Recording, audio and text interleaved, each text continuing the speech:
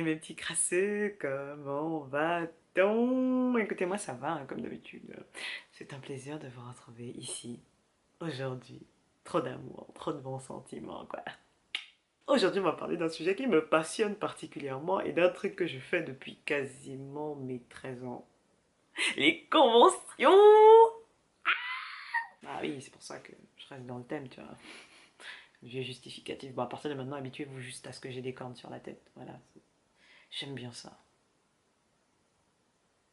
En fait, j'ai toujours aimé les conventions, ça a toujours été mon truc, tu vois. Dès le moment où j'ai découvert la Japanimation et tout ce qui est comics et compagnie, et que j'ai découvert qu'il y avait des conventions qui existaient, tout de suite j'ai su que c'était là-bas que je devais aller, que mon destin était par là.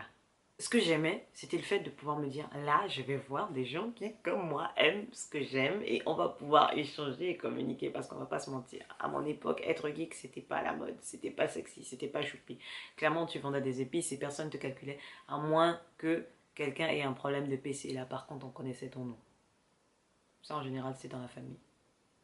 Honnêtement, je me suis fait tellement de potes, j'ai rencontré tellement de personnes extra, j'ai fait tellement d'expériences et puis surtout j'ai découvert tellement de choses. Non mais parce que convention c'est pas juste t'es là et puis t'achètes des trucs et tu rentres chez toi. Non, il y a des événements, il y a des interviews, il y a des dédicaces, il y a des concerts. Après oui, bien sûr, il y a des boutiques, il y a des défilés de mode, il y a des concours de cosplay, il y a des tournois de jeux vidéo, enfin, il se passe tellement de choses en très peu de temps que parfois même t'as pas le temps de voir la moitié, que le truc est déjà fini. Puis surtout, tu as tous les types de personnes réunies. Adultes, enfants, adolescents, préadolescents, grand-mère, grand-père, arrière-grand-mère même, j'ai vu.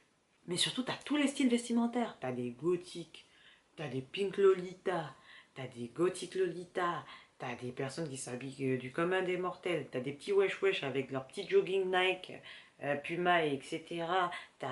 Non, tu as tous les styles. Tous les styles sont là. T'as tout type de personnes croyant à différentes religions, mais à ce moment-là, tout le monde s'en fout.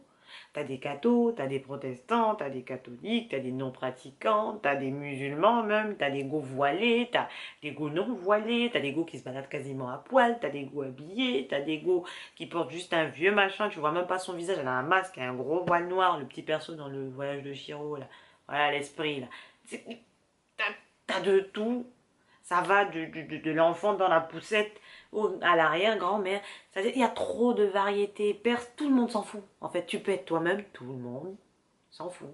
Fais ce que tu veux. Bon, et puis on va pas se mentir, le shopping est pas mal, tu vois ce que je veux dire. Le shopping, tu peux te faire plaisir, voilà. Hein. Et puis en plus, accessoirement, tu rencontres des artistes que tu aimes ou que tu découvres. Qu'est-ce que tu vas te plaindre? Et parfois, en plus, tu peux te taper la discute avec. Si tu parles la langue locale. Non mais sérieusement, tu t'amuses, tu joues, tu bouffes, tu discutes, tu fais des photos, tu retrouves des potes que tu n'as pas vus depuis la dernière convention qui viennent d'un peu partout parce que bien évidemment t'as pas que des francophones pendant la convention donc forcément tu es là en mode « ça fait trop longtemps que je t'ai pas vu, comment tu vas ?» Vraiment les enfants, la famille, la consommation, comment ça va? Maintenant que tout ce qui est Japanimation s'est démocratisé avec quelques séries phares genre Naruto, One Piece, etc., etc., t'as vraiment de tout qui se pointe, tu vois, genre ça va passer du petit wesh wesh qui connaît que un ou deux animés mais qui vient parce qu'il veut découvrir de nouveaux trucs, en passant par des petits jeunes, des adultes même, bref, t'as de tout. Je vous le dis tout de suite, je ne cracherai pas sur les petits kikoulol parce que, hein, ils font partie de la déco, on va pas les chasser, ok? Oui, maintenant c'est la mode d'être geek. À l'époque, quand t'étais geek, mais on te jetait des cailloux comme si t'étais un lépreux. On va pas se mentir. Les geeks, c'était clairement, tu sortais avec un geek, on te regardait comme si t'avais mangé la bave de la voisine. Ou bu la bave de la voisine, plus exactement. Du coup, maintenant que c'est à la mode, tous les propriétaires de conventions, là, tous ceux qui investissent, t'inquiète pas qu'ils ont compris. Les mecs, ils multiplient les prix par 17. Quand j'ai commencé les conventions, par exemple pour la Japan Expo, les entrées à 8 euros, 8-10 euros, ça passait. Maintenant, certains jours, c'est 25-30 € l'entrée. Genre en mode, ça va le gars, tu t'es tactilisé ou ça se passe comment? Enfin, respecte-nous. Surtout que le salon, c'est pas sur un ou deux jours. Je veux dire, Japan Expo, maintenant, c'est sur 5 jours. Ça veut dire les 5 jours, tu vas payer combien? 1000 balles? Respecte-nous. Et de toutes les façons, pour un salon de cette taille-là, une journée ne suffit pas. tu n'auras pas grand-chose parce qu'il y a tellement de monde déjà que tu piétines dans les fils, tu n'as pas le temps de faire quoi que ce soit. Clairement, si tu fais un salon comme ça et que tu ne prends qu'une seule journée, eh ben, tu vas pleurer ta mère, ton frère et ta soeur parce que tu n'auras rien fait du tout. Vécu.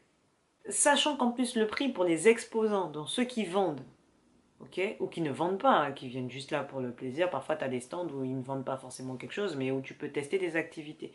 Ok, toutes ces personnes qui payent pour avoir un stand, bah, la plupart du temps, mon frère, avant c'était abordable, mais maintenant tu vois les prix, ça fait peur. C'est pas tout le monde qui peut se payer un stand dans ce genre de convention.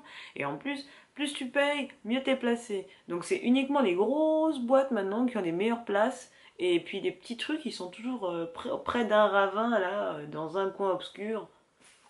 Sérieusement, respectez un peu. Merci. Du coup, je sais que c'est ça qui a dégoûté beaucoup de mes amis des conventions. Je sais que j'ai beaucoup de potes qui ont arrêté d'aller en convention, à moins qu'on les invite et qu'on paye l'entrée pour elles ou qu'elles aient des potes exposants qui ont un pass pour la journée gratuit. Mais clairement, elles n'y vont plus.